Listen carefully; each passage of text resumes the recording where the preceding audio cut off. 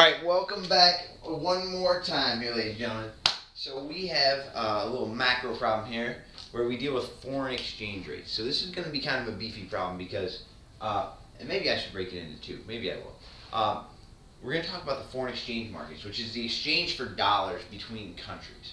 Remember, we put a price tag on our currencies when we compare it from US dollars to Canadian dollars or British pounds or Japanese yen or whatever. And we call that the exchange rate. That's the price of your currency. So here I have two foreign exchange markets. We'll talk about these in a second. But what they're going to make you do is they're going to talk about some scenario that is going to influence your decision to either hold or get rid of a currency. Popular ones have to do with a country's preferences. So if Japanese people want more Mexican sombreros, they need pesos to buy sombreros because they're in Mexico. Forgive my politically incorrect example, but I hope you see the point. Sometimes you get like a political turmoil question has been used before where there's a war in one country. I don't know about you, but I don't really want my country or my money hanging out in a country that is war torn. Who knows what can happen there? Instability is generally not good for my finances. And then the other one is a real interest rate question where you have people driven to save dollars in another country.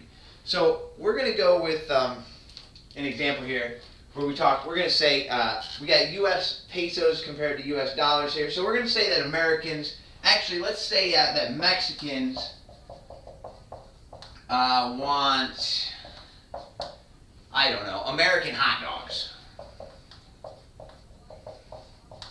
Well, what do they need to get an American hot dog? If you want to buy an American hot dog, you're going to need an American dollar. So the way I always think about it is want in or want out. Which currency do we want into? Which currency do we want in our hands?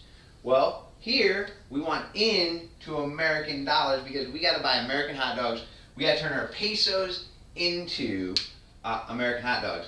And so if we're going to increase the demand here for dollars. So this is our dollar market. Now how the heck can I tell this is my dollar market? Well, if you look, it's the quantity of dollars here. That's a pretty good tip off.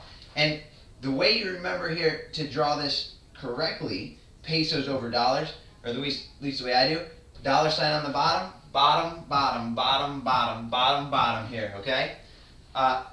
Consequently, which currency do I want out of? Which do I not want in my hand anymore? Well, I do not want pesos because I can't get myself an American hot dog with a peso to save my life. So you'll notice my supply curve is going to increase here.